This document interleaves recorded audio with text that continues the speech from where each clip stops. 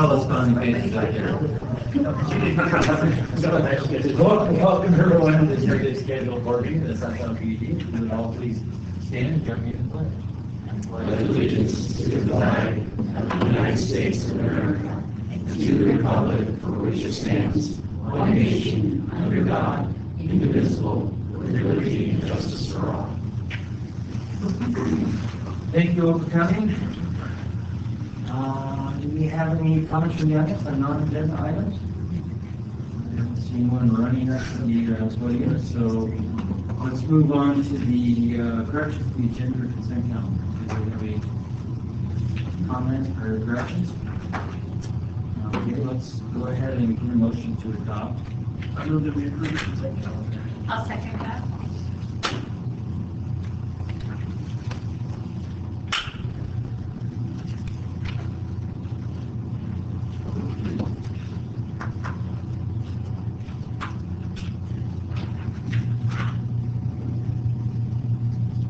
Okay, that passes 5-0.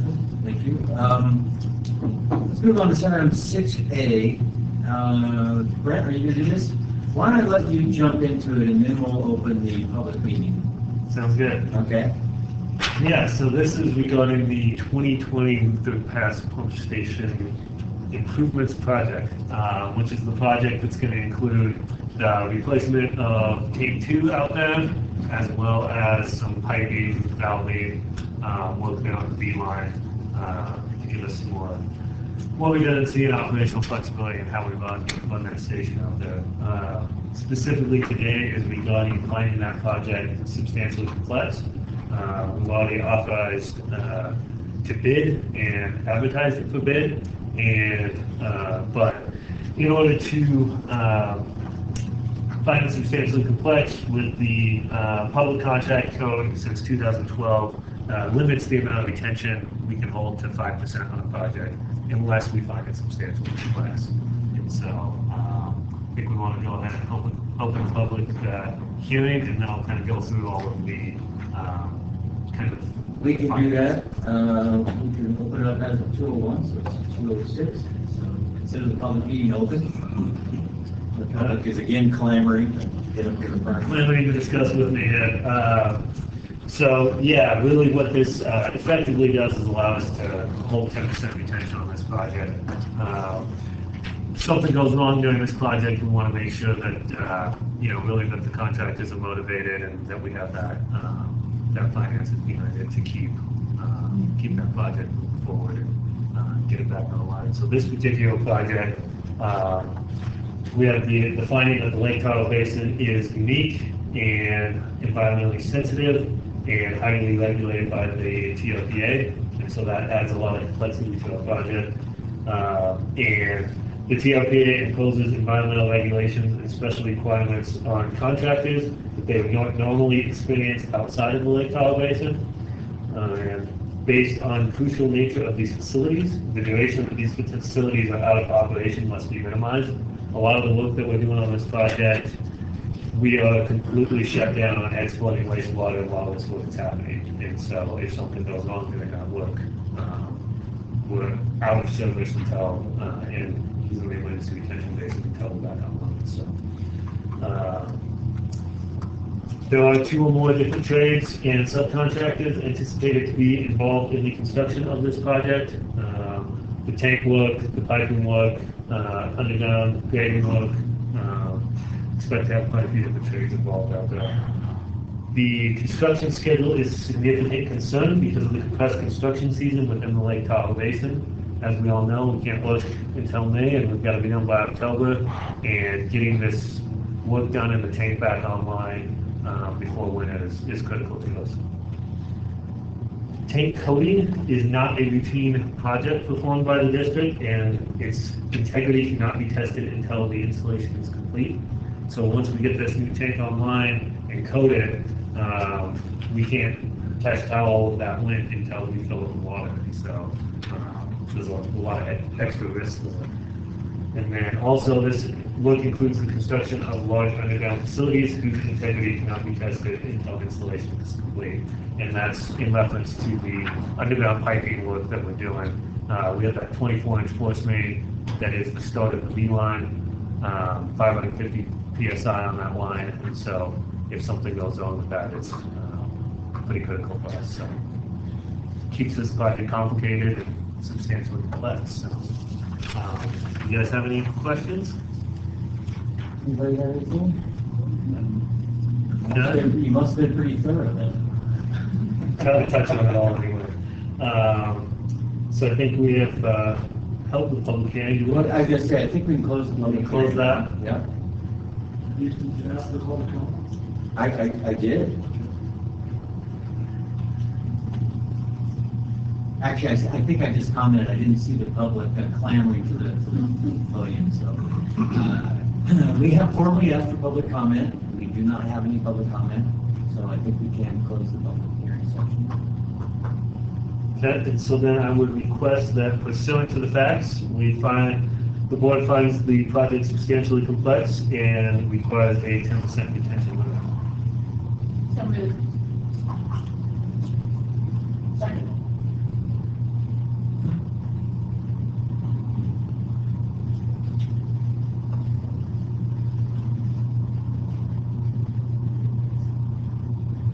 Yeah, now it's. I'm gonna touch my finger. Yes. Thank you. Okay, that's bad enough, thanks. Okay, Julie. 2022 improvement projects. Improvements project. Good afternoon.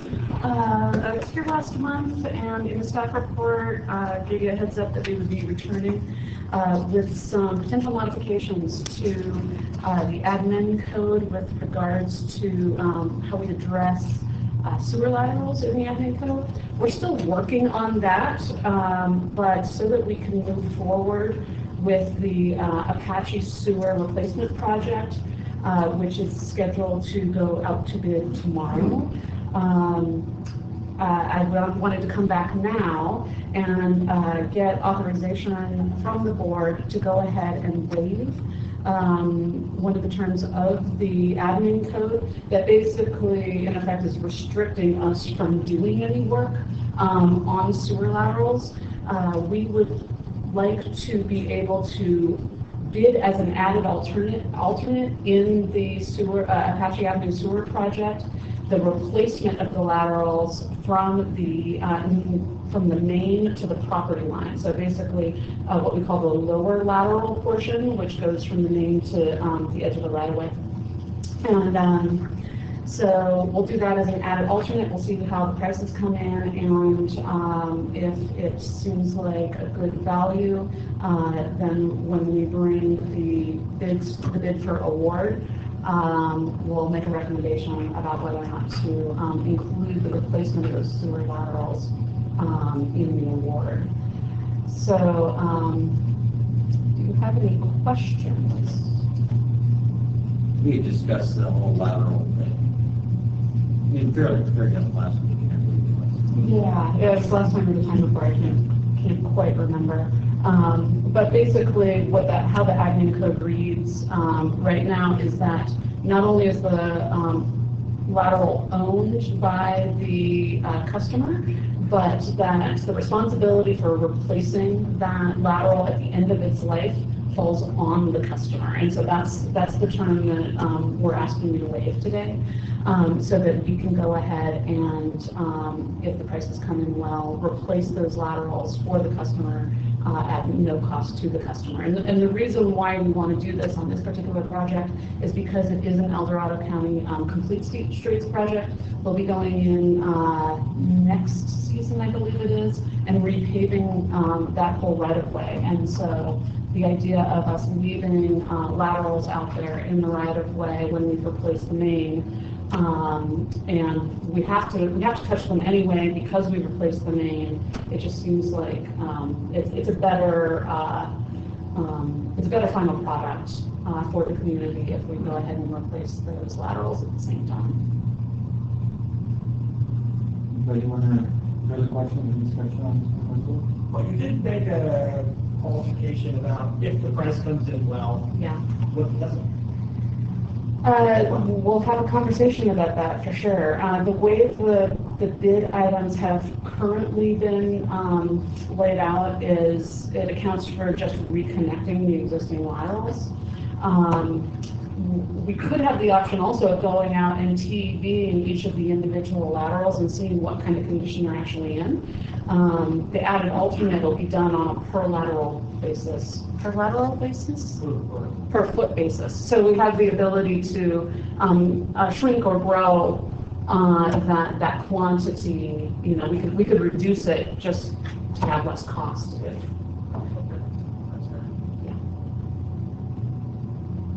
The only question I had is, if another property owner in a future SCPD project comes to me and says, well, I know a good friend of mine got their lateral replaced at the time of SCPD, why not me?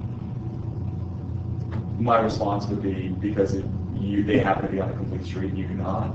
I mean, there seems to be kind of you're almost making an arbitrary kind of decision-making process within this, because you can't kind of point people to a defined system in which we say A, B, and C means you get your lateral for free. You see where I'm going with this? I do. Yes. I do.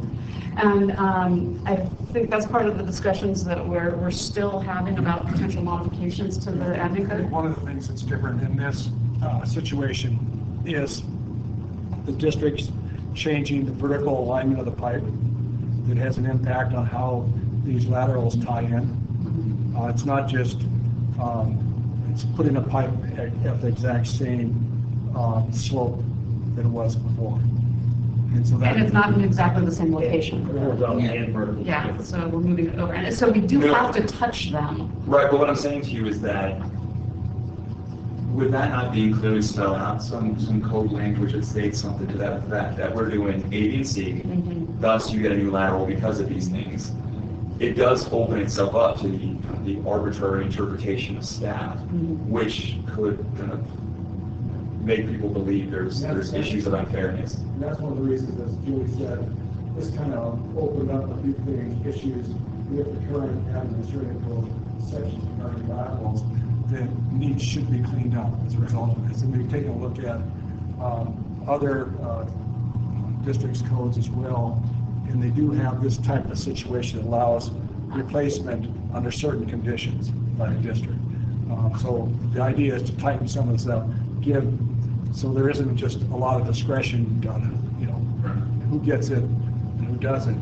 There would be some standards that would have to be met before the district would replace. So I think that what's going to be presented to you in the near future will address a lot of those concerns you have, plus clean up some other things that, in working with staff, everyone agrees should be cleaned up. Yeah, one of the ways we're talking about changing it is to put a statement in there that gives us discretion for adding laterals to future projects when there is a driver, and that driver might be a complete streets project where they're coming in and repaving the road, in the following years, or we've done that condition assessment and have determined that the laterals are failing all the way up and down the street, that kind of thing. That it's a more comprehensive problem, or that we're tackling an I&I problem in the area. Right. Those are just some things that might drive us to want to replace or line all the laterals when we come through with our project. And I just think it's clearly defined as that can be to tighten it up. I mean, if you were to compare to the state of the TRPA code, you go through that, and they would, in this similar instance, it'd be like you qualified, you get A, B, C, or D, or A, B, and D, that kind of level of line of thinking. So that it just removes all arbitrary kind of perceptions that may exist. This one we picked it, and this one we didn't. Right. Yeah. But, no, thank you so much.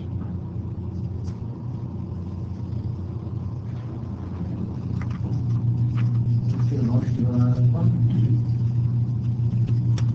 Julie, you want to do the board's favor? Sure. I'm requesting that you waive the property of the owner's responsibility for replacement of the lower sewer lateral pursuant to section 1.1.86 of the administrative code for the 2020 sewer improvements project, and authorize staff to include replacement of this lower sewer laterals as an added alternate bid item for the 2020 sewer improvements project. So moved.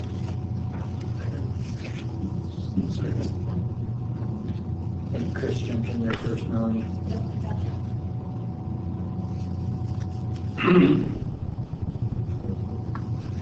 Oh, that's right. Every time I check my computer.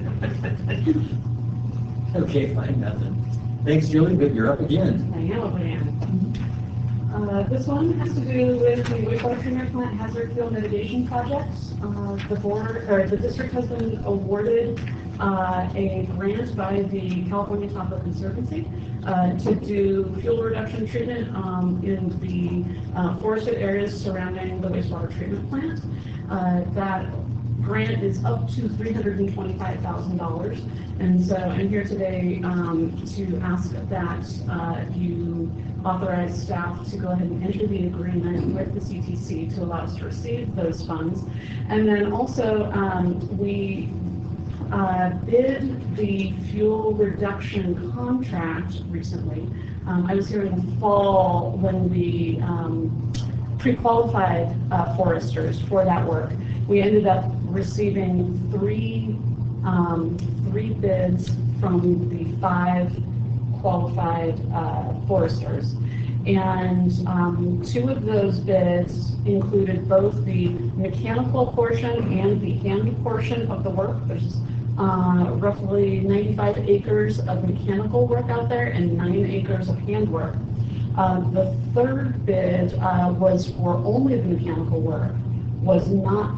They did not want to do the hand work, and we allowed them to only bid just mechanical if they so chose. So that happened to be the low bid, the bidder that only did the mechanical work. And so that mechanical portion of work was bid at $217,075. We reviewed their bid and found only minor deviations in the documentation that they had provided us.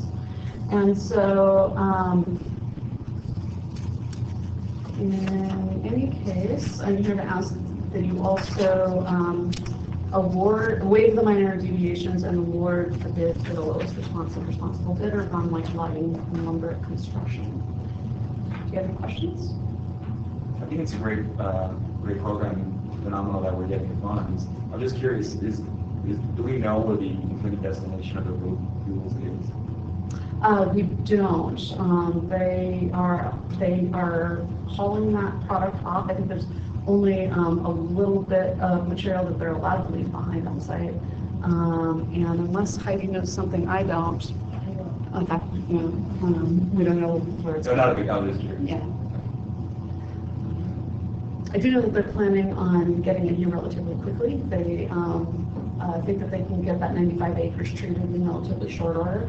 And so as soon as they are allowed to, we expect to see them working back there around the 1st of May. And the work's going to be overseen primarily by the CTC. Okay, good. Make a motion. I think you did. Maybe you should. You want me to read it? So I am asking that the board authorize district staff to enter into an agreement with the California Tahoe Conservancy for reimbursement of the 2020 wastewater treatment plant hazard fuel mitigation project costs, waive minor irregularities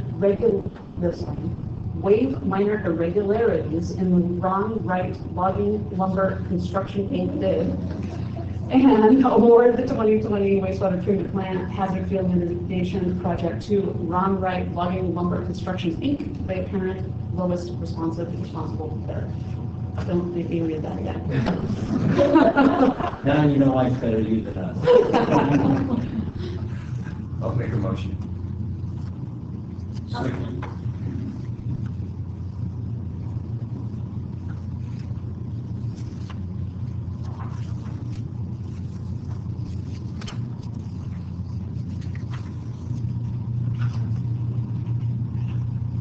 Okay, thanks for the time on that one.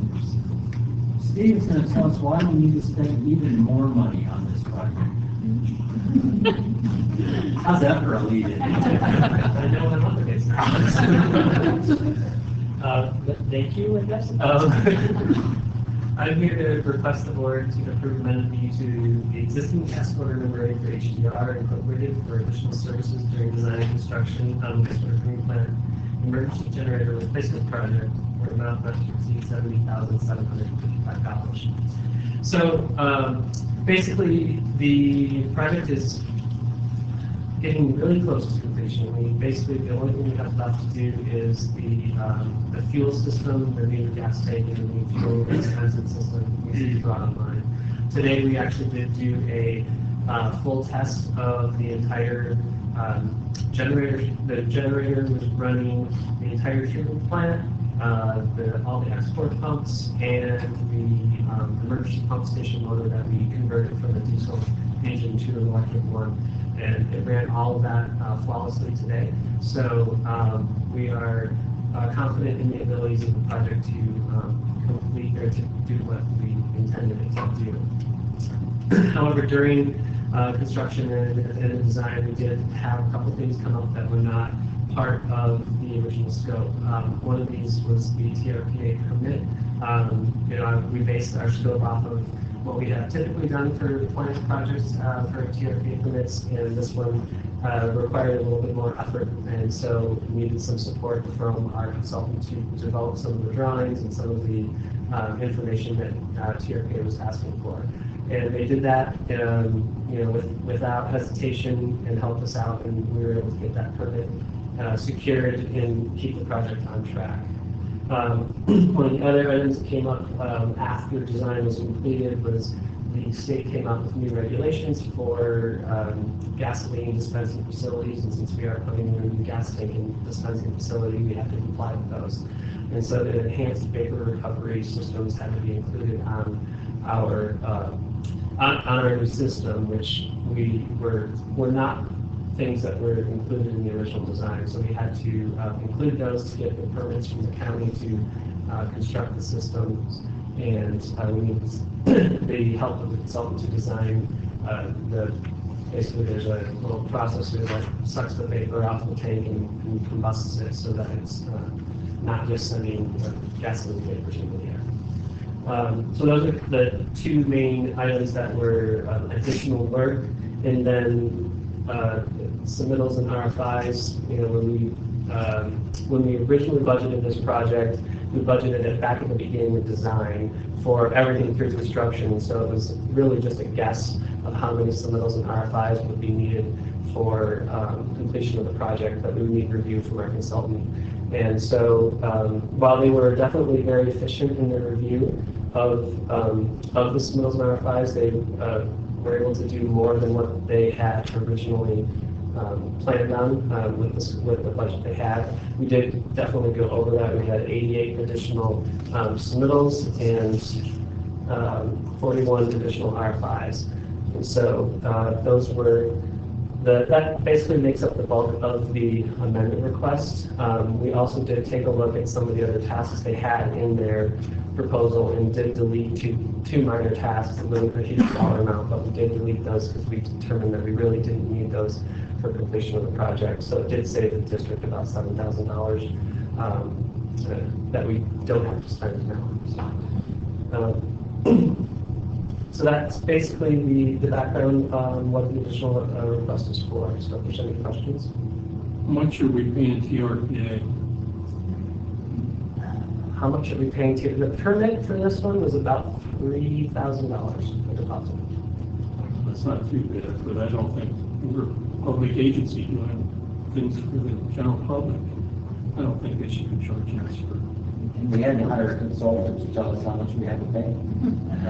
No, we did not have to hire a consultant to tell us how much we had to pay. But for some of the things that they requested, I needed their assistance. Yeah, I know, but bottom line is, yeah. Good luck with that, Jim. I represent school districts, and they don't like the TRPA either. Unless you pay to their funds, they don't like it. I mean, Jim, we do have our, what's it called? Debbie's gone. It's sort of a revolving credit line with them. And so we kind of already put the money in there, and so they just draw from that when we put our permit applications in. So we get that back when we close those out. And so it sort of isn't a It's not coming out of our funds currently, it's already come Yeah, out. it's even worse. Yeah, right, we repaid for it all. Right. And you're having, some money, every connection we have for the sewer, probably an additional $1,000, I think, for each one. I mean, I just think, I don't know if we've ever gotten an audit from them to what that money actually goes to, or just, anyway.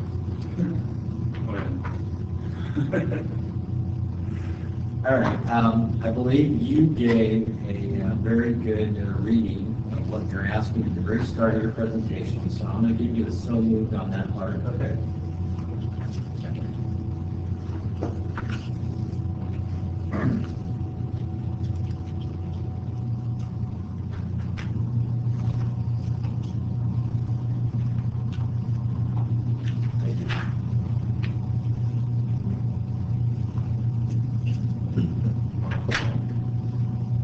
It just bugged you. It just. Good luck. Good luck. Can't see it. Okay, let's talk about asphalt patching and we actually have a guest here for this one subject. Yeah. Good afternoon. We went out to bid January 31st, and on February 26th, we opened up bids, and we received 3. The bids range from $426,000 to $659,000. GB was the lowest bid at $426,418. Quite a substantial jump from past years, and I know we've talked about before about the county patches, how they've more than tripled in size. So that's going to constitute a lot of this cost going up for now. We are still in the middle of trying to work with the county to see what we can do to kind of shrink some of these down, but this is going to take some time. Shannon, we've been working together a lot on this. We want to get some pictures and sit down and have some conversations with the county. But to be honest, that's where a lot of the cost is coming from. Last year, the cost was $358,000, $358,493.66. Remember in December, we had come back to you guys and had to increase the last year's patch paving by like $160,000, something like that. So that's basically where we're at right now for the time being. If you guys are successful at all with the county on reducing the scope, is there provisions in this bid to be able to lower the cost a little bit? I believe so, because this bid is all just an estimate to begin with. Every year, our bids are estimated because each year things could change. One year we could do 300 leaks, and one year we could do 100 leaks. We may do 50 services, we may do 20 in 1 year. So this is just an estimate based on previous year's patches, but that does change. And in the bid document, it does say that it is an estimated cost. Correct me if I'm wrong, Tony, particularly because you put this bid together with Heidi, the pricing is based on the number of patches, but also the volume of asphalt that's used. Am I correct about that? That's correct. Yes. And so as we shrink that volume of asphalt, that would reduce the. If we are successful with that. If we are successful, and honestly, that issue is in my camp. That is something I'm working on. Trying, what we're doing is, as Chris indicated, looking at example sections of pavement and then working with the county, taking photos of that and coming up with what we think are the expected patch pavements, what those limitations should be, and then we need to take that to the county. I thought we could use Google Maps to do that, but the quality, I was never able to find the right spot, so I've got to go out and take some photos and get that working, but that issue's on me, and I just haven't been able to get to it at this point. Well, the weather hasn't really cooperated. Every time we go out to do some pictures on the roads and whatnot, it snows. But we are trying to get that in. Probably get a lot of support to do more of that. Yeah, I'm happy to have you go out there every day. Specifically on a Friday afternoon would be great for me. Yeah, we just talked about it this morning, actually, that we want to get out in the next couple days. I'll be out there the next 2 days. I told them to take a dump truck and stand in the back and get some overview pictures if we have to. But that's where we stand now. And if you look at what was given to you there, McAdee Way alone was $35,343 to pay once we do the main over there. And then Fall and Leaf Marina parking lot appears to have come in around 91,137. So that kind of chunk of this also.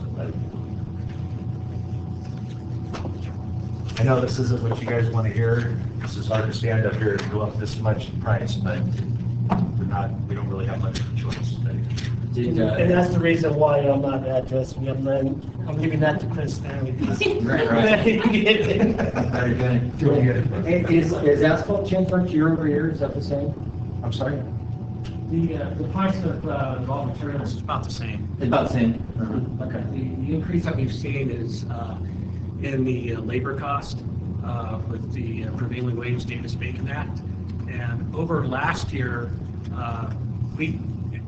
the format was changed a little bit. Normally we had the grinding separated, so we included the grinding with the patches this time.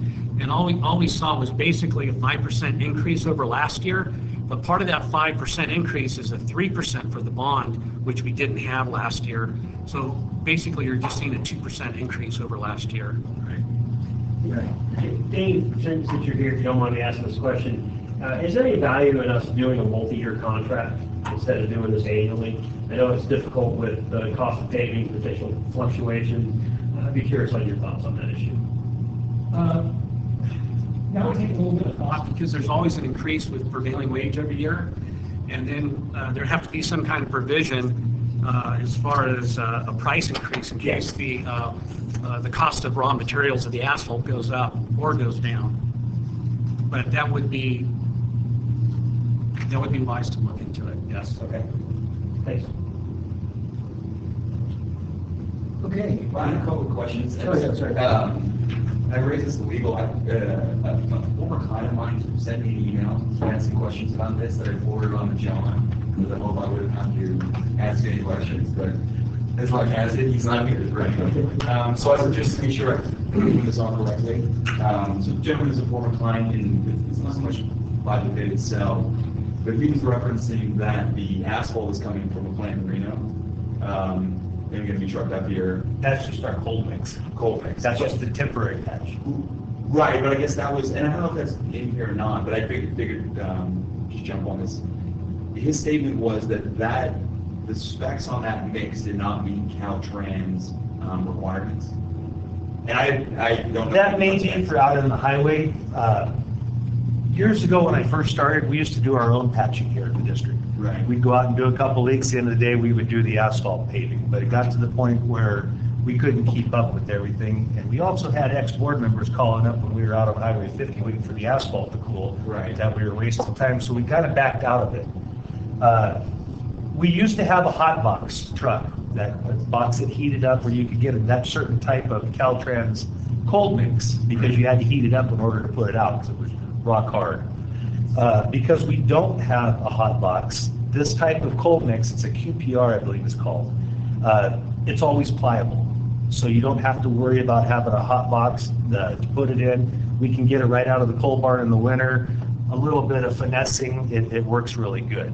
It just doesn't harden up like the Caltrans mix may. But that's, Chris, you're talking about the work that we do, not necessarily the work that's in this bid that Dave and his crews would be doing. Is that correct? You're asking about the stuff from Reno, it's just cold mix. The hot mix comes from up here.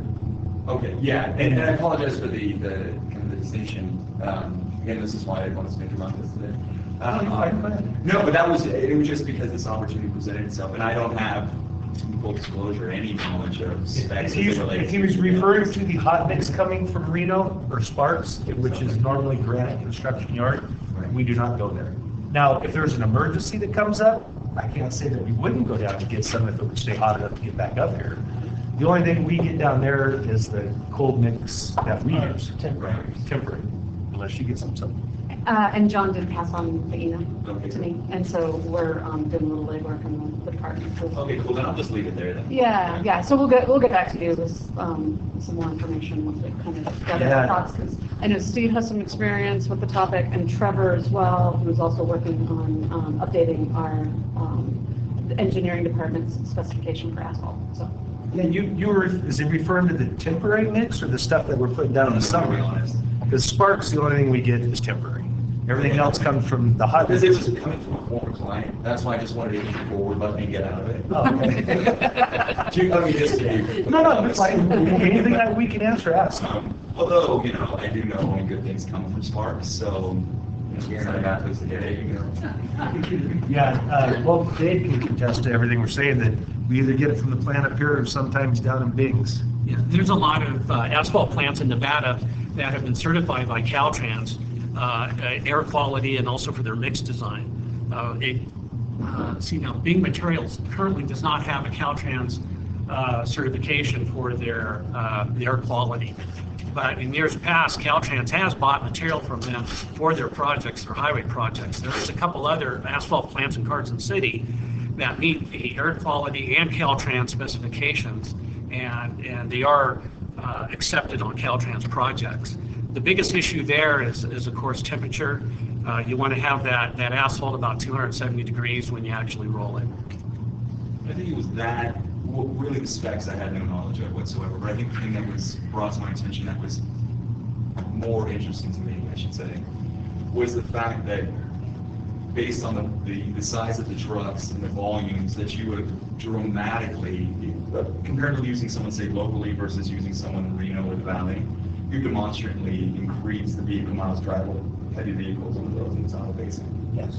And that's specifically, and the reason, obviously there's kind of the GHG reductions, but doing a lot of projects and planning, the hot item in the Tahoe Basin right now is vehicle miles traveled. I can understand that, but you can tell your friend that we used to get this cold mix out of Bing's. And then several years back, when the price of oil and gas started just skyrocketing, Bing's quit making it. Right. So the only alternative we had for a pliable cold mix was Granite.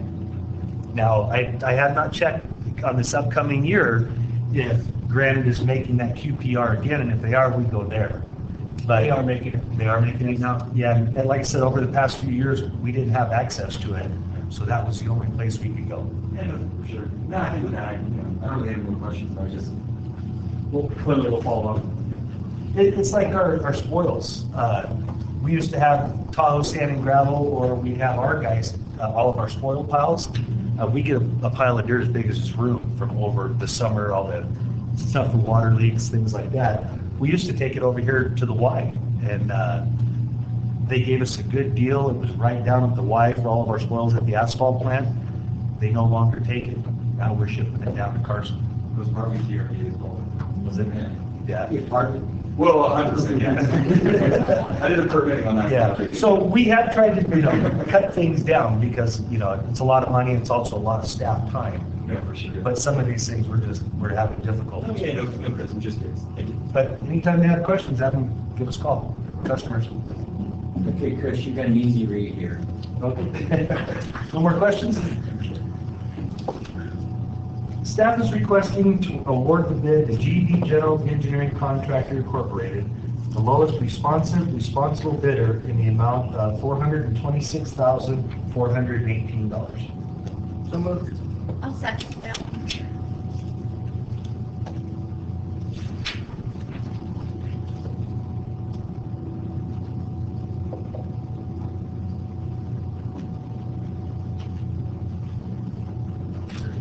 Thank you. Okay, thank you, gentlemen. Thank you. You got 5 minutes out of that. And I believe that moves us all down to payment of claims.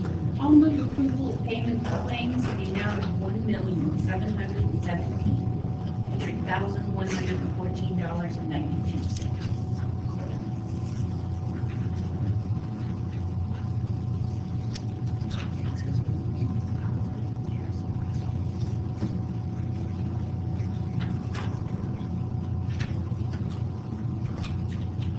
Okay, 5-0 again. Do we have any standing and ad hoc committee reports?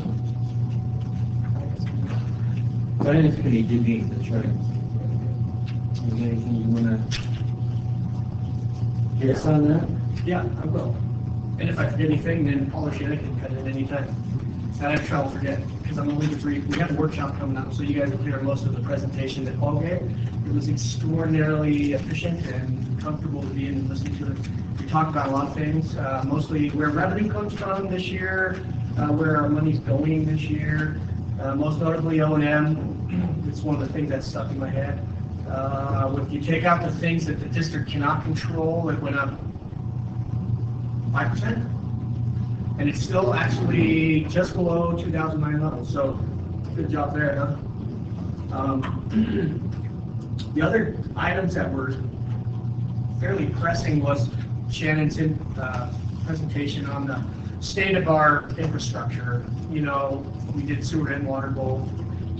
Sewer seems to be in a little better condition than water, but the one thing that Shannon said that stuck in my head was we started talking about all the steel water lines. And the problem there is they're all going fine right now, but the thing that you said that actually impacted me a lot was the fact that when one goes, many could go. And so it's something that we probably shouldn't be putting off, because they could last 20 years, they could last 1 year, and then we would be in a situation where we'd be chasing them. Which ultimately led us to our discussion about rates, and what Kelly and I both decided that we agreed on was that the reason we enacted the 218 with the rates we did were to help create, make repairs and upgrades to our infrastructure, and that's kind of where we ended that. And you guys, I know you guys, I've glossed over it pretty well, but the last thing that came out of this discussion was we did have a little bit of a conversation about our connection fees. And if you guys remember, as we discussed in our meeting, originally we stopped them from increasing and actually drop the cost for the connection fees based on the economy at the time. Well, the economy has changed, and so I'll let Paul expand on this one, but you know, I think Kelly and I both agreed that maybe it's time to look at those again and maybe reinstate the rates at the place where they were before we dropped them. But anyway, that's a discussion for another time. Paul can expand on that, and he'll have all the specifics. Shannon, you guys cut in. I think those are the salient points, and your opinions about what to do with the current budget and the rate increase, and then really the discussion about connection fees and solutions. And I don't know if all you guys got the latest and greatest email. I believe it's April 1st is, yeah, it's a workshop. And so we'll have a chance to talk about all of that, and all of this and more.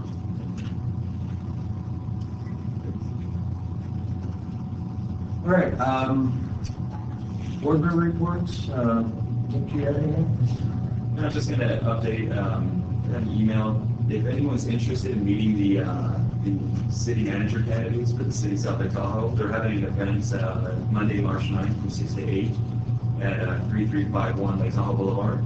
If anyone's interested in attending, other than that, that's it. Okay, and Jim, I know you had a report. Yeah. The CASA and the Aqua Conference in Washington was a very good conference. Shannon outlined it pretty good here. I thought I'd add a few notes on some of the topics that were discussed and some of the people who were there. The first day was just CASA, which is the California Association of Sanitation Agencies. And they had several speakers, one talking about the Federal Permitting Improvement Steering Committee. And they were created to expedite NEPA projects, and they can greatly reduce the time that's required on some of these NEPA projects. So this is something we may be able to use in the future. Then we had the Environmental Energy Study Institute, EESI, and they promote environmentally sustainable societies or systems. There's a lot of information on that. The afternoon was a speaker from it was a panel called Water Resources Policy Making, and there were a bunch of legislative assistants that were there. There was a lot of discussion about the WERDA Act and PFAS. Another panel that afternoon was about plastic pollution, and they had a lot of figures, and it's getting to be a real concern. And they're finding small 0.03 micron particles in fish now, and it's starting to add up. And there's some plastics that can be recycled, but there's some that can't. And what they're trying to do is promote the ones that can be recycled and phase out the other ones. Later in the afternoon, there was another panel on contaminants of emerging concern, and that was mostly about PFAS. And Shannon was the moderator on that. And there were some heavyweight people from EPA and the National Association of Clean Water Agencies. That was very interesting. The next day, it's kind of combined then at that point with Aqua and CASA. There were a couple of speakers. One that was with a group called the Internet of Water. And they want to use the Internet to compile information and help distribute it, the technology that's available. And I think we ought to get forward the leaders set up for the headwaters issue. I think that's something to be done. That afternoon, we visits to different offices, mostly congressional offices. And, no, I'm sorry. Yeah. Tuesday was a visit. That was on. Yeah, Tuesday was, yeah, I'm getting the days mixed up. But Tuesday, we visited a bunch of the offices. We were in, and Shannon and I were on the Aqua Park in Randy. I don't know if you made any of those meetings for CASA. Yes, I did. You did? Okay. Some of them were in the same offices, like McClintock's, I think we went there, and some of the others. But we were in the offices for Jared Huffman. We were in the National House Natural Resources, National Parks, Forest, and Public Lands Subcommittee, Diane Feinstein's office, Steve Dane's office. He's a congressman or senator from Montana who's maybe putting together a Forest Health Act along with Diane Feinstein. We're in Bruce Westerman's, who's another person that's interested in forest health. He's actually a forester, and he's trying to work on some stuff. Then we're in Tom McClintock's office. Okay, and then Wednesday, in the afternoon, we had, yeah, then we were at the Capitol, and they brought in a bunch of legislators, mostly congressmen, to talk to us. There was again Jared Huffman, Jim Costa, T.J. Cox, Tom McClintock, Mike Levine, John Garamendi, Ken Calvert, Harley Ruda, and Alan Lowenstein. And Thursday in the morning, they had somebody from the Deputy Commissioner from the Bureau of Reclamation speak. After that, the conference essentially was closed, and then Shannon and I were... David French and you. David French and you, right? Went to do your rounds on Thursday? Yeah, yeah. The list here. We're, let's see, Cortez Masco's office, Mark Domaday, Camilla Harris, Jackie Rosen, and Diane Feinstein's office. We were discussing Tahoe things, and that was a good day. Everybody seems to be on board for funding the TRPA program, and we're going to, we won't benefit much this year, but we have in the past. So. And there was also a lot of discussion about with these different offices about the PCE issue, and mostly just letting them know where we are, so that if we need somebody's help back there, we'll be able to go back. But all in all, it was a good conference, and I think we got a lot out of it. Thanks, Jim. Do you have anything to add, or Shannon? Your thoughts? I'm good. I mean, it's a chemical. Yeah. I think, in my opinion, we achieved our goals and continue to maintain those relationships as well as pushing our issues and making sure Tahoe issues are known by our delegation. Whether that's funding for forest service and headwaters issues, or for the first time with this effort, we're getting a lot of traction with our other partners around the basin and their lobbying efforts to focus on funding the Lake Tahoe Restoration Act, and specifically their number one ask for funding the Lake Tahoe Restoration Act is actually to fund firefighting infrastructure projects. Those actually aren't our projects, SDPUD's projects, but they could be really beneficial projects around the basin. I think their ask is about it's a little over $9 million. And that's the first time we've had those other entities like TRPA back there lobbying that specifically fund our projects that they're number one priority.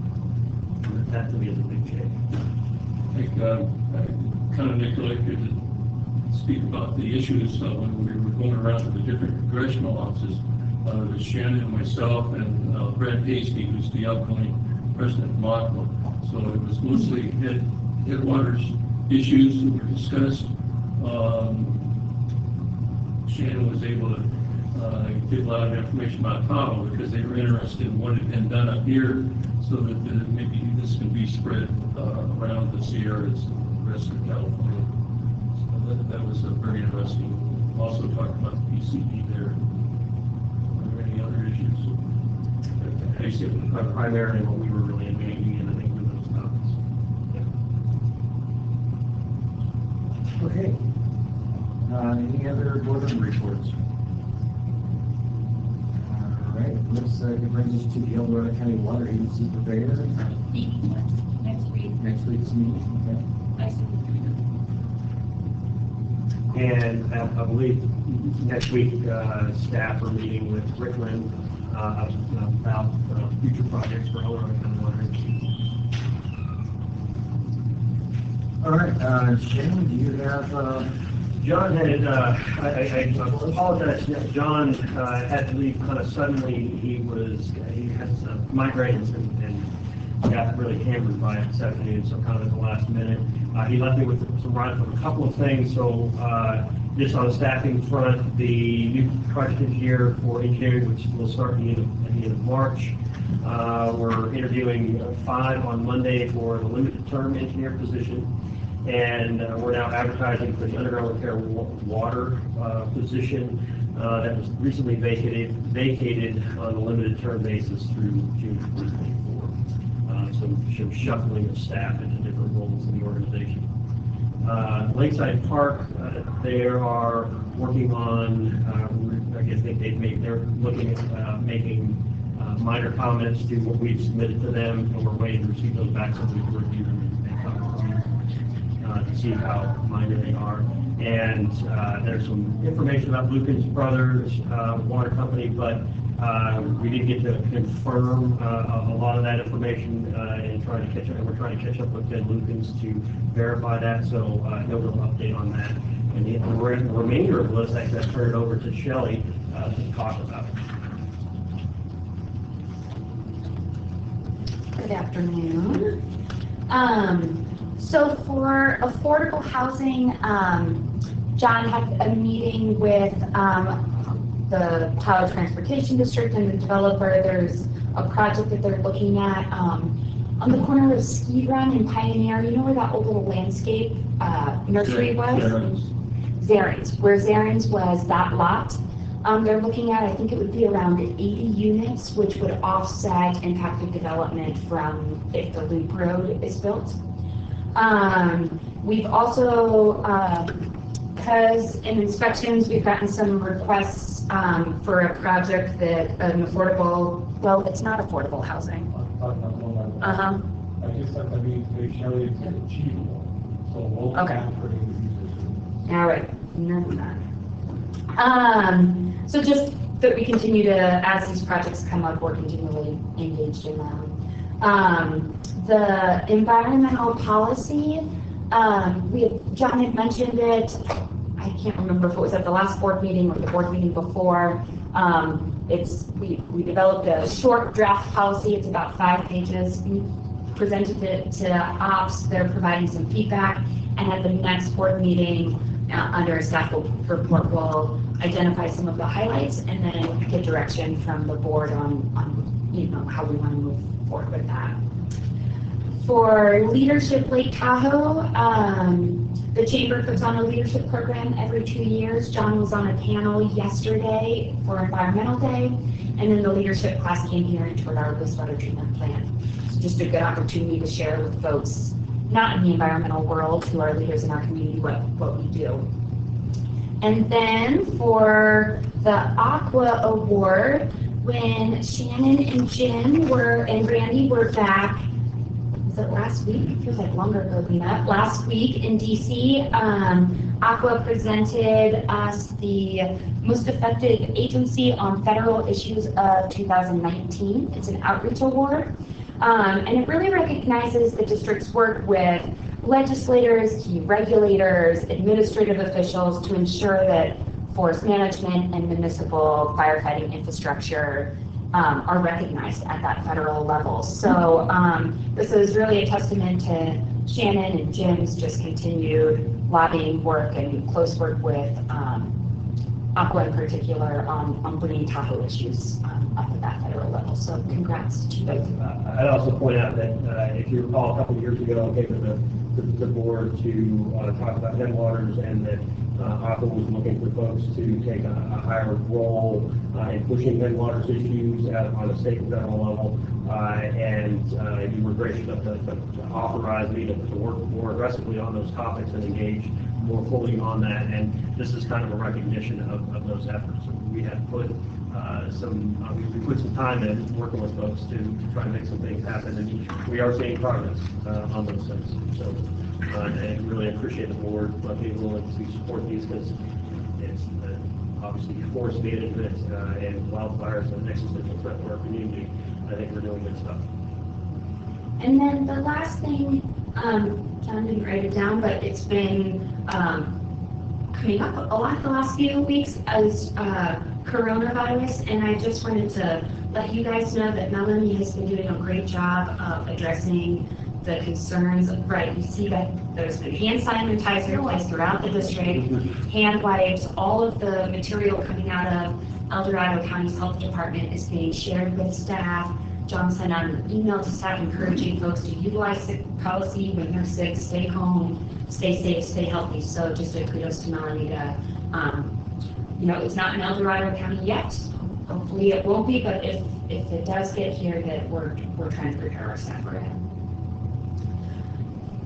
And then I'm up next. You are up next. Should I just stay here? Okay. You're on a roll. All right. This is going to be brief. Anytime we're out in the community talking about things, I'm going to make sure you guys know about it. We have been a part of California Tahoe Conservancy is putting together a climate adaptation action portfolio. And it's a really great regional approach. It includes more than 25 local agencies. It addresses what are some of the climate impacts that we're expecting in the Sierras, specifically in Tahoe, and how are all these agencies preparing for some of those impacts. So we've been involved in this effort. Last Wednesday, there was a public meeting at TRPA presenting the updated portfolio and highlighting some of the action plans that we presented at.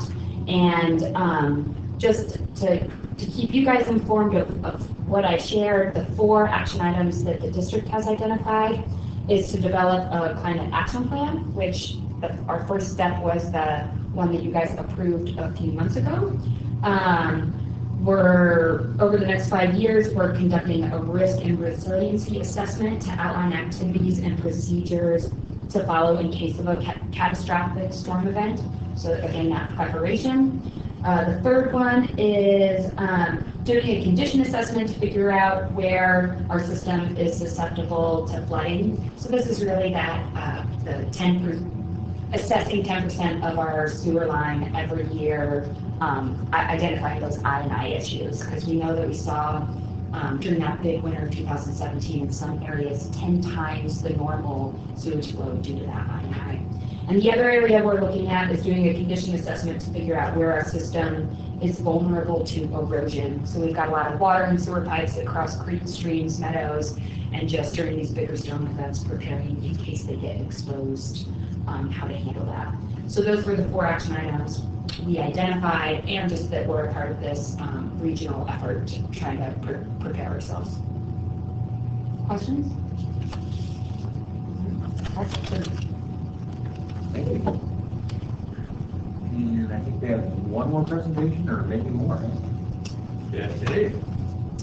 Yeah, I'll be giving you a presentation today on water leaks.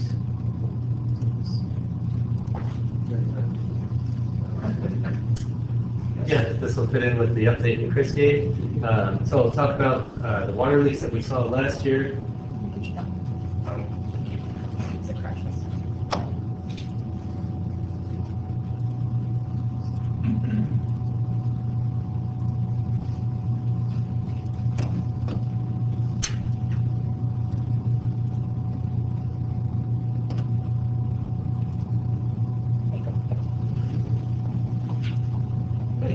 Talk about the water leaks that we saw last year in 2019, and then I'll give you a little bit of context as to how those leaks, what we saw last year, fits in with what we've seen for the data that we have going back to 2009. Okay, so we'll start, I'll show you a couple of pictures of some of the leaks that we've seen out there. So you can see on the left side, we have a leak out here in Meadowvale and Pebble Beach, that's on a steel line. We have another steel line with up on Pine Hill and Rocky Point. And then I thought it was kind of a neat picture. There's a leak out on Ottawa, which is on the Upper Apache, or off of Upper Apache, and that leak actually caused that crack in the roadway. So we've got some interesting photographs of what our crews have seen out there, just to give you a little bit of context. Some of the things that we're seeing. And then in regards to the 2019 water leaks, we're currently getting all the data that we have from our maintenance connection CMMS software. So this is a software that the crews use to generate the work orders, and that's how we track labor time and the cost of parts. So that's where we're gathering all this data. We've separated out the leaks by asset type. So we categorize them by whether they're on a fire hydrant, a meter, a mainline pipe or valve, or a service line pipe or valve. And then in 2019, approximately 90% of the mainline leaks that we saw were on steel lines. The remainder of the leaks were on AC, HDPE, PVC, and permastrand. Those make up relatively smaller portions of our water system. So most of these that we're seeing are on steel lines, and that's pretty typical. That's how we've been seeing it for quite a while. What percentage of the system is steel? 54%? Yes, a little over half of the system is steel lines. Okay, so here's a map of the 2019 leaks that we saw. Maybe a little difficult to see, but we do see some clusterings. You can see a little cluster of mainline leaks out in the Burn area. You can see a little cluster in the Sierra Tract neighborhood. A little cluster of those mainline leaks in the Glenwood neighborhood and up around Rocky Point as well. So we do have some water projects that are in those areas. This map of 2019 leaks is fairly typical compared to what we've seen in the past as far as the areas where we're seeing those localized leak clusters, especially on the main lines. So we've looked at other, going back through the history, the maps look similar.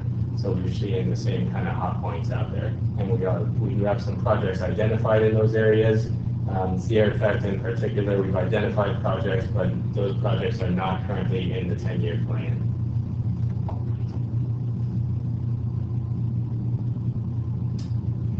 Okay, and then here's the breakdown of the leaks that we saw last year. We had 218 leaks total across those 4 categories. Most of them are on mainline pipes or valves. You can see they're about 62%, or 135 of those 218 leaks were on main pipes. We just had a couple fire hydrant leaks this year, 3 of them, 6 leaks on meters, and then the second highest category there is 74% of the, or I'm sorry, 74 leaks, 34% of the total leaks were saw on service lines. And this just shows you a little bit of a breakdown of when we see those leaks. And this is pretty typical. So going back through the history again, we're seeing similar occurrences. So this last year, about 70% of our leaks happened between May and September. So that's fairly typical. You can see that there's quite a spike in the summertime months there when usage is up. And Ryan, do you have any projections as to why that is, that seasonality takes place that way? well, we talked about that there's higher usage in the summertime, so more demand on the system. So the wells are turning on and off, so we've got pressure changes. Yeah, so that does make some sense, but yeah. He's absolutely right. In the summer, you got water moving from one end of town to this end of town, then pretty soon it's moving back. All the different directions of water, people using water a lot more. It creates a lot more pressure on these lines, which causes wells to go on and off more often than they would in the wintertime, which also contributes to some of the leaks, especially when you see on Glenwood area over there. The main 8-inch line down Glenwood is steel. And during the summer, we really notice it a lot when Glenwood kicks on and off. We'll start getting a bunch of leaks just on that main itself down Glenwood. So he's absolutely right. Yeah, thanks, Chris. Sorry. No, I think that's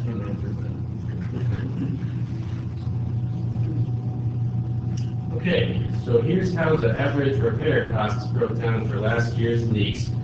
So you can see that the main line leaks are the most expensive on average. And you can, the other thing that was interesting in this is on the service leaks, hydrant leaks, and main leaks, we're seeing a similar breakdown between the cost of parts and the cost of labor. So labor is pretty much the same between those three categories that we're looking at averages, and then the costs on the mainline side are significantly higher. Some of that has to do with working in the street, and the repair vans that we're putting on those pipes are typically more expensive. So those cost more than the other leaks, and we have more of them. So as you remember, the mainline leaks made up the biggest percentage of the leaks, total leaks that we saw last year. It's about 135 of those. And is the patchwork covered in the parts cost? it is. So patching is tracked on those work orders. Yeah. And so, when did the county kind of expansive paving requirements come into place? Yeah, last year. 19 captures those costs. Pardon me? 19-year captures those costs. Not all of them, because it didn't start until June, July. Yeah, so we were thinking about half of them maybe happen this summer. And if we, And correct me if I'm wrong though, but if I understood some previous conversations we had about how that patching cost is captured, this is the estimate of the crew when they're doing the repair and they're doing the work order. Don't they estimate what that patching cost is? They're not necessarily seeing what the future, that's actually not the actual cost. And so I would think we were underestimating the patching cost as a contributor to this. Am I correct with that, Tony? Yes. Yes, you are correct. We will, on our work orders, give the exact dimensions, what we disturbed, not factoring what the county's going to require us to go exceeding our patch size. So they can go either 5 feet to 10 feet on either side, and from fog line or edge of road to the center of the road. Yeah, no, Shannon's right. Normally on the patches, well, we used to estimate 12 inches all the way around the patch, extra. So you'd have a 6x6, you go 12 inches all the way around. And that's what you would put down on the work order. But because of the county changes, that kind of screwed us up towards the end of summer last year.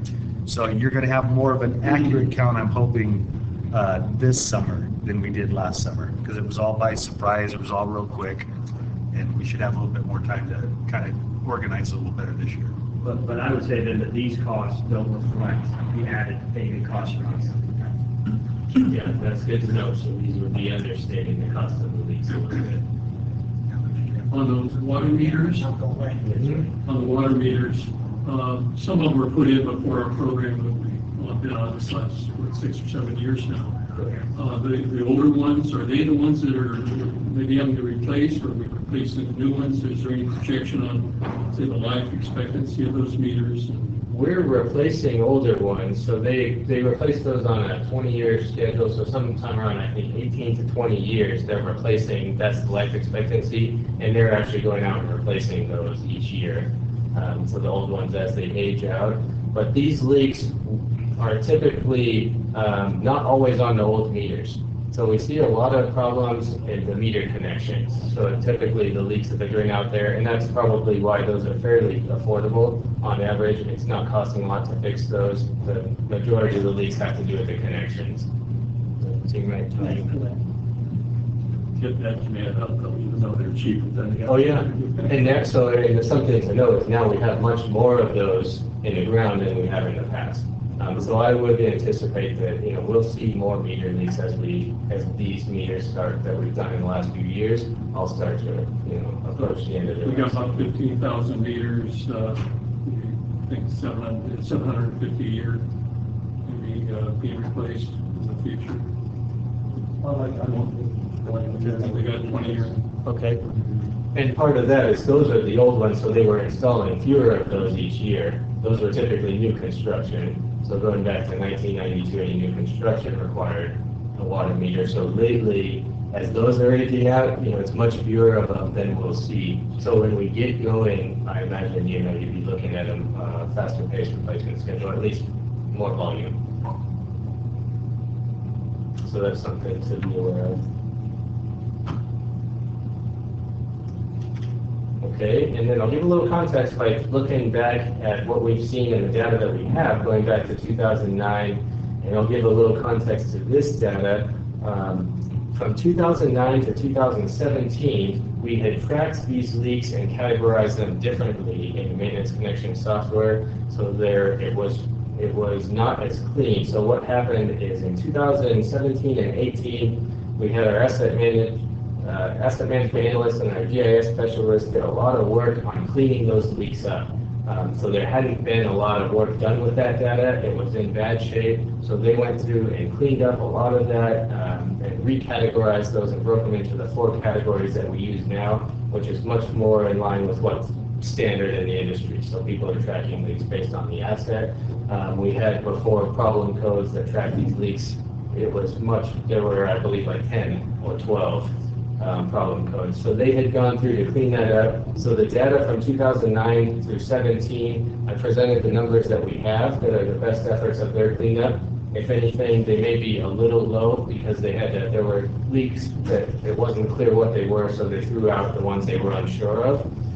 But we have much more faith in the numbers coming from 2018 and 2019. We've been putting a lot more effort into tracking those in the new format, and we're really paying close attention to the data as it comes in.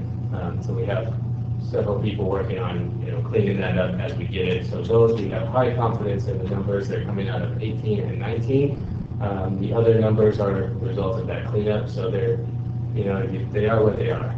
So I would say that if anything, we've thrown out some leaks. They may be a little low, but those are the numbers that we have, and we'll have much better data moving forward. But you do see here in the total number of leaks per year that it was increasing through 2012, and then we saw a little bit of a dip there, or quite a dip, up from a high of 191 down to a low of 89, 91 leaks in 2016 and 17. So those were the drought years. We've come up with a couple things, a couple ideas of things that could contribute to that, but we weren't able to come up with a smoking gun as far as what caused that significant drop off in the number of leaks. Another thing that happened during that time is we had some staff changes. We went without an asset management analyst for a while, so there wasn't somebody looking over that work order system and kind of cleaning those up as they come in, along with the problem code we were using at the time were confusing and a little more convoluted. Ryan, if I could ask a question, to Tony and Chris, based on y'all's field experience and your as the water system operators, what do you think of that data? Do you think that are we seeing that spike? Is that what you were experiencing in the field, the spike of leaks? Or are we underreporting the previous year's data here, and we're seeing a gradual trend in growth? No, or is it really sloped up? It is really sloped up. 2017, we've been averaging 3 to 4 leaks a day during our high demands. Okay. I haven't had time to really look at all the data, but as you can see from 2013, it started going down. And then it started coming back up in 17. My first thought is a lot of our smaller wells and I don't know what year it was, you guys might know, like Glenwood, Paloma, Tahoe, those were shut off for quite a few years because of MPBE, and we only had Bayview going. That was our main well. So I'd have to go back and research some of this, but I'm just kind of wondering if that didn't have something to do with it too, because our old steel mains, you have just Bayview, so by the time it kicks on and kicks water down to the Y or state line, whichever way we decide to have it go, you don't have as big an impact as you do these smaller stations. Like I was saying, with Glenwood kicking on and off, we get leaks every week, 3-4 times a week. So it was hammering our system. And, yeah, and he's correct also that previous asset managers, I don't think we were into the data and it was kept up as well as it could have been in past years. So I think there's several different factors that contribute to that. And I completely agree with everything you're saying. Two other points. Generally, what I was trying to kind of get at here was to get that field experience that we are seeing an increasing number of leaks on the distribution system year over year, which is concerning for me. And I'd also point out that to Chris's point that we are operating the system differently, in part to avoid using Bayview as much in order to avoid pulling that PCE plume into that. So I don't necessarily see us changing that operation, because water quality is a pretty major issue for us, and with that respect, if we lost Bayview, we'd be in pretty big trouble. But that our system should certainly be able to withstand those pumps coming on and off. That should not be that should not be creating leaks. It should be, we certainly create some fatigue in our system, but this information is concerning. So I guarantee that the old steel lines, and the older they get, is a reflection has a big reflection on this. Guaranteed. And one other thing to point out here in that regard is that if you look at those mainline leaks, we're seeing quite an uptick in those. So back to even in 18, we saw 91 of those mainline leaks, and then this year we had 135 of those, and those are typically the most expensive leaks to repair, mostly in parts. So those we're seeing more of, and they cost more to fix. When did the state mandated water reduction requirements come into place? So we based the data off of 13, right? So it would have been 14, 15, 16, would have been kind of a 3 years for those.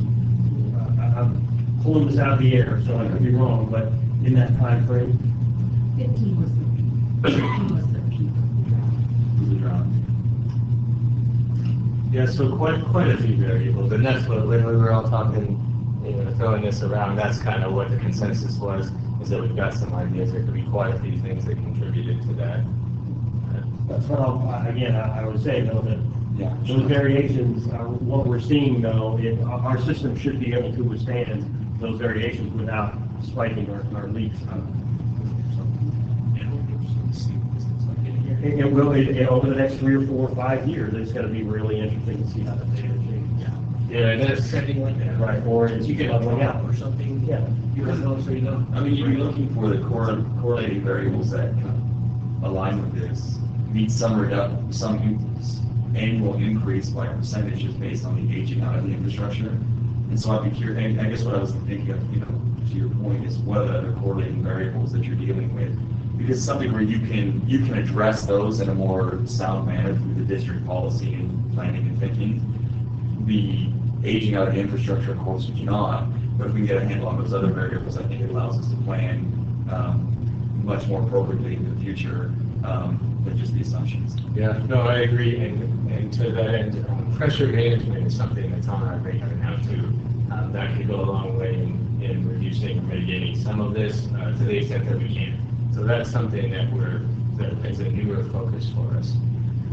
And along with the data collection being a newer, strong focus. So that's part of my message, is that these numbers, we're kind of bringing you what we have with the last 2 years of solid data collection, but this will continue on. So we'll keep collecting this data, and we'll continue this condition assessment and developing of asset management programs here.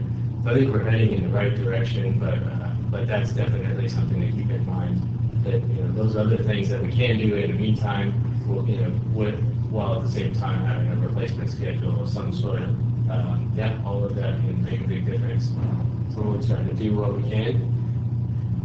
I know it's a complex situation, and we may not have enough data, but has there been any estimates on how much water we're actually losing through these leaks? And we will be talking about our district metered areas, or DMAs, later in the presentation. But yeah, so we have, that's one way that we've been attempting to measure that. But water loss, I know Shannon does a lot of work with that, and we've got quite a few numbers we're trying to work with there. But yeah, we do have some estimates of what kind of water loss we're seeing out there. Those will continue to be refined as well. And how much that costs us to pump water that doesn't get delivered? Yep, yeah, so if we have the numbers, we do have a cost for that water that's lost. And Steve's sitting back there hiding. Yeah, that's good. Steve works on our water loss program, and particularly the water loss audit annually that we do and submit to the state. And so we have quite a bit of data on that. Again, as we become more metered, we get more refined and gather more information.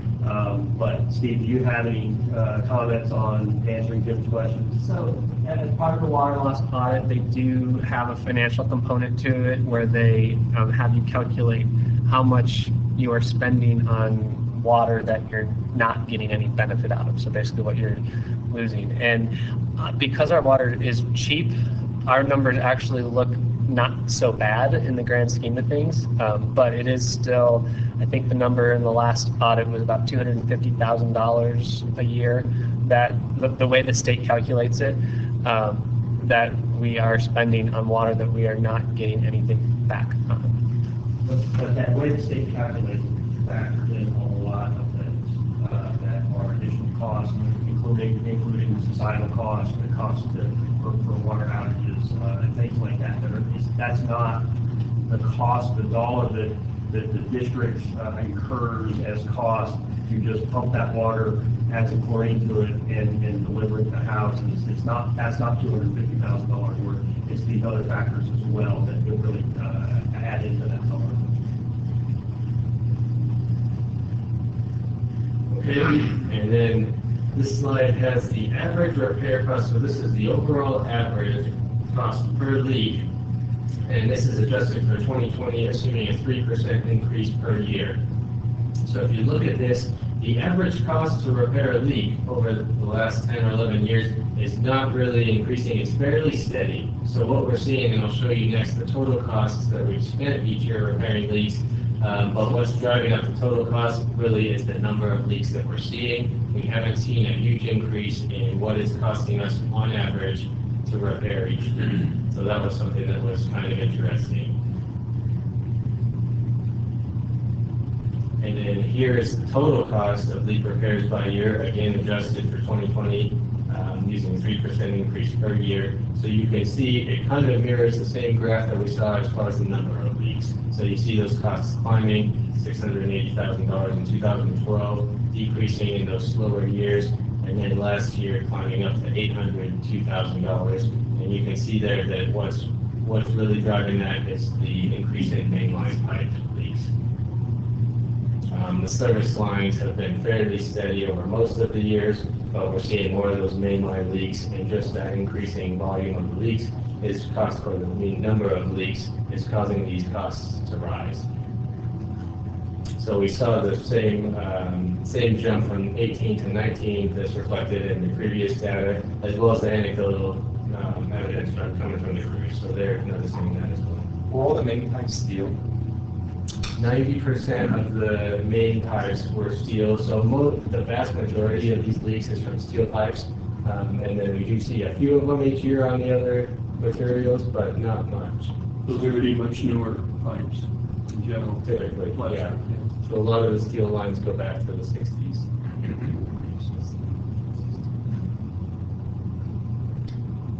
Okay, and then we can talk a little bit about, Steve's going to speak to our district metered areas program. So this is kind of more talking about kind of what we're doing to try to get a better handle on our water loss and our leakage. And I think I have talked a little bit about some of this with you when I have done the water audit.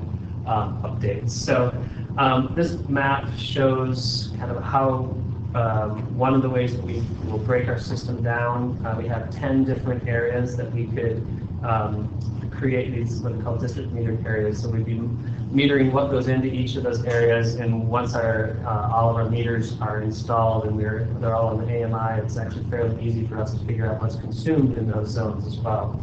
And so we've got this plan moving forward to do this for these 10 areas with the 10 areas, and then there's also the state line zone. And the state line zone is half of our customers, and so we have a separate plan that we're developing to break that into smaller chunks so that we can really help pinpoint where our water losses are actually happening. So currently we do have 4 of these systems already up and running. The first one is just this Mount Rainier zone. We've been collecting data there for about 3 years. We've had a couple instances. We get readings every 2 weeks, just to give you a reference point. So it's not real time, but every 2 weeks we get readings that come in. And but with the AMI system and with our SCADA system, we are thinking about how we want to look at this in the future, and if we want to do that more frequently and set up automatic alerts if things were to change. But in this zone, we have had a couple instances where the numbers come in and I plot them out and I tell Chris and Tony, hey, something changed out there. We need to go find that there's a leak out there. And they've been able to go out there and use some of their tools to find the leaks that haven't surfaced. And so we've saved the district some time, money, and water loss with this program. And so after we had seen the relative benefits of that, we looked at what we already have in our infrastructure and where we could roll this out without really doing anything other than collecting the data and analyzing it a little more frequently. And so we have the whole flagpole zone is the second one that we rolled out. And then we also have done Christmas Valley, and the last one was the Hepburn and Keller area. So we've been collecting data on those other 3 systems since about October of last year. It's hard to draw any conclusions just quite yet, other than that there definitely are losses in all 3 of those zones. The interesting thing is Christmas Valley is mostly an AC pipe zone. It's predominantly AC pipe. The other 2 are steel. I will say that Flagpole and Hepburn and Keller do tend to show higher losses than Christmas Valley has.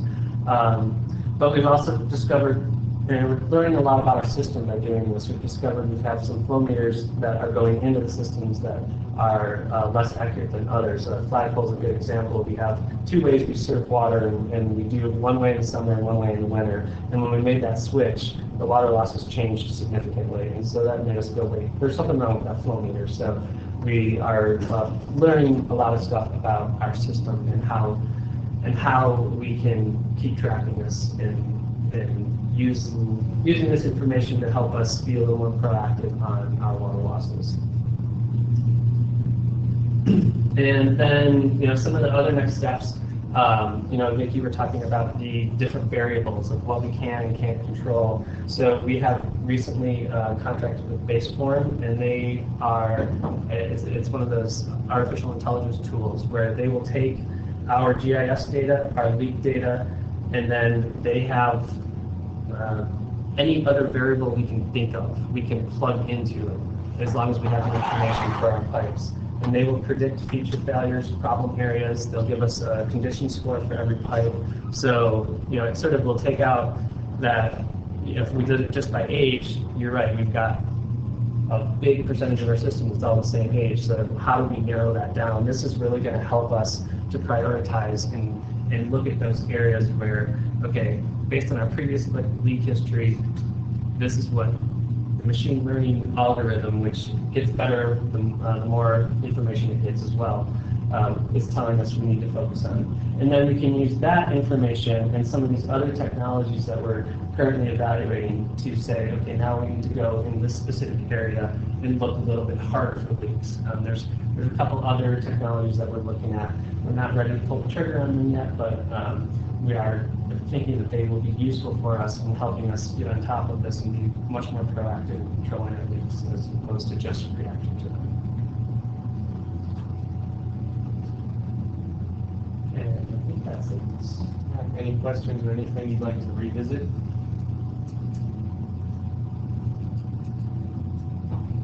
Thanks, it's very informative, and, can I get a copy of this one? You said the last one, I was able to sit down and go back and forth, and that's very light. Yeah, I will send it to you. I like copies on Well, thank you. This is important stuff. You know, as you all know, the board for the last number of years has really been pushing for data-driven infrastructure, you know, evaluation so that we can more accurately know what we're doing with our budgets. So, we appreciate that. Thank you.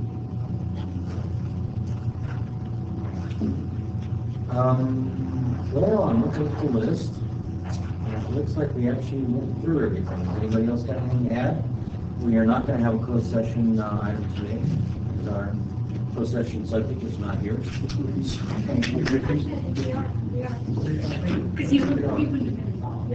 Oh, okay. We're still going on. I got it. Yeah, I got it. So I guess I was being too optimistic. Well, there's a two-part component to this, so we can do the one part. All right, let's go out of open session and closed session. Out of closed session and open session, nothing to report. Meeting adjourned.